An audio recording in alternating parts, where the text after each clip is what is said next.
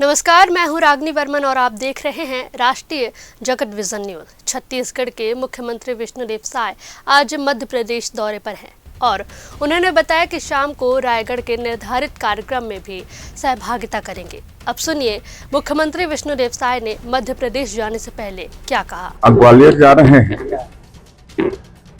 वहां पर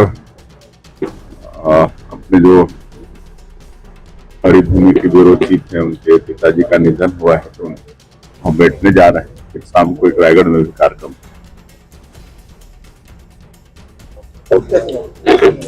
फिलहाल इस खबर में बस इतना ही। देश प्रदेश की हर बड़ी अपडेट के लिए राष्ट्रीय जगत विजन न्यूज को सब्सक्राइब करें और बेल आइकॉन जरूर दबाएं।